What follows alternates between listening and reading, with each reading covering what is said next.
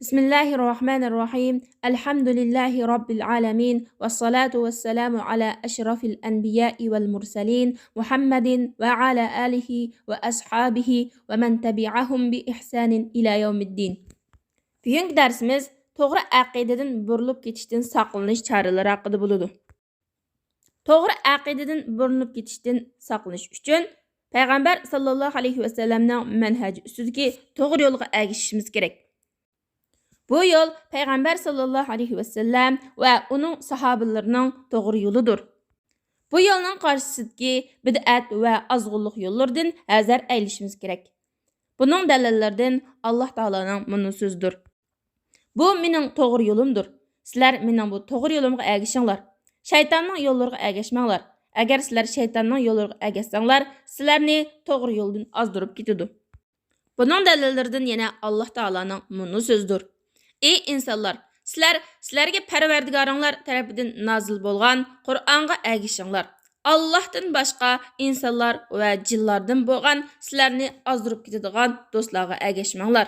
Sizlar nihoyatda oz vaz nasihat olasizlar.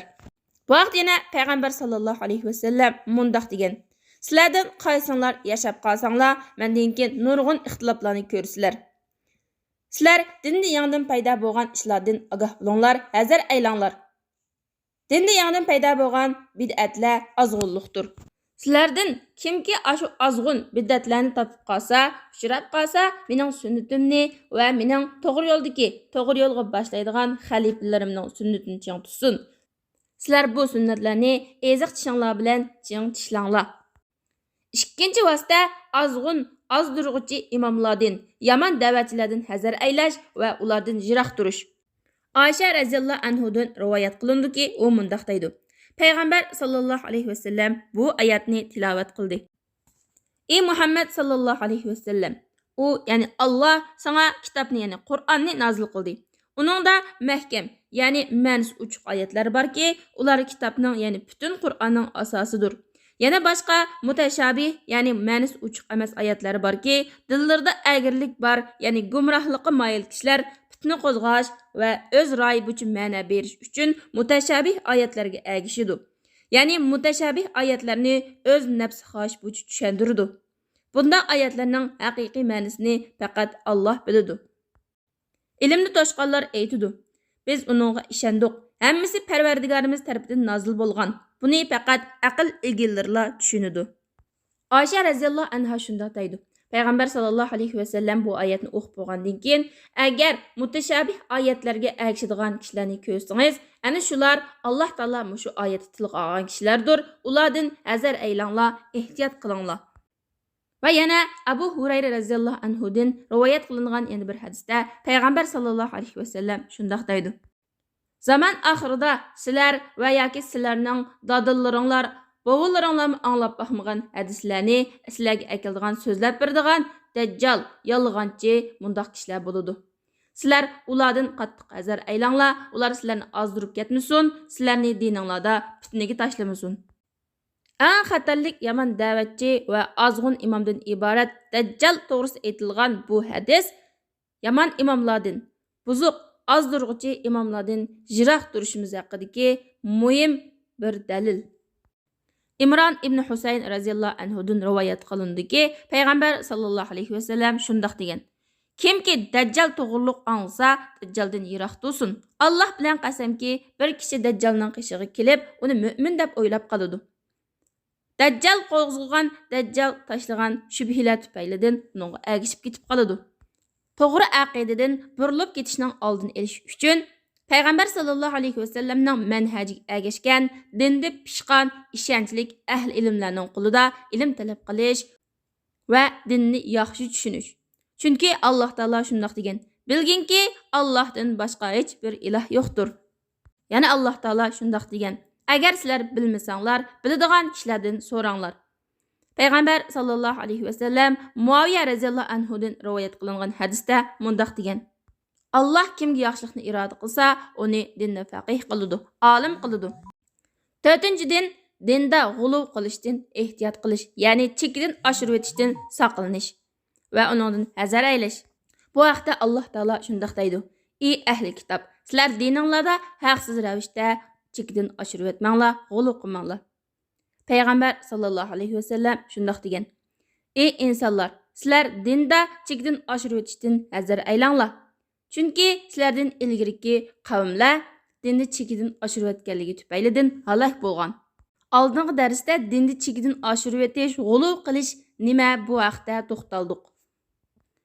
Shunga bu darsda to'xtalib o'ltamayman. 5-vosita Alloh taolaning buyrug'iga chaqirqiq ovoz qo'shish, shaytonni dushman tutish. Bu Allohdan panohlik tilash, Allohga tavakkul qilish va Allohning buyurganlarini qilib, cheklaganlardan yenib, dinni Allohga xolis qilishdan iborat. Allohga haqiqiy qulchilik, bandichilik qilishni ro'yobga chiqarish uchun tirishchanlik ko'rsatish bilan, nafsi bilan jihad qilish bilan bo'ladi. Chunki Alloh taolo bu vaqtda mundoq degan: Jazman shayton sizlarga ochiq oshkor dushmandir. Sizlar shaytonni dushman tutinglar. Shayton o'z qo'shinini do'zax ahlidan bo'lish uchun da'vat qiladi, chaqiradi.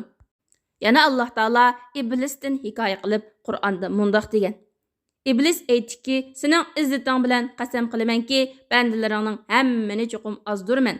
Lekin sening ixlosman, muxlis bandalaring buningdan mustasno. Ya'ni shayton muxlis, ixlosman bandalarni ozdirolmaydi. Vaqt payg'ambar sallallohu alayhi vasallam mundoq deydi: Shayton sizlarning biringlarning qishig'iga kelib, buni kim yaratdi, buni kim yaratdi deydi. Hatto Robbingni kim yaratdi deydi. Agar sizlarning biringlarga mushu ahvol yuz bersa, Allohga sig'inib panohlik tilasin. Ya'ni shaytonning vasvasasidan Allohga sig'inib panohlik tilasin va to'xtab qolsin. Ya'ni bu o'y fikrdan to'xtab qolsin, davomli o'ylamasin. 6-vosita havoyi havas va gumonga ergashmaslik. Ajdodlarga va olimlarga va cho'nglarga, buyuklarga qarg'ulacha ergashishdan, taqlid qilishdan, qarg'ulacha do'rashdan saqlanish va buningdan bu ishlardan qattiq hazar aylash. Dalilga, hujjatga va ro'shan pokitga tayinish. Bu vaqtda Alloh taolo mundoq deydi: Andin seni biz ey Muhammad sallallohu alayhi vasallam din ishida ro'shan bir yo'lda qildik. Shu yo'lga ergashgin. Bilmaydiganlar, ya'ni mushriklarning nafs xohishlariga ergashmagin.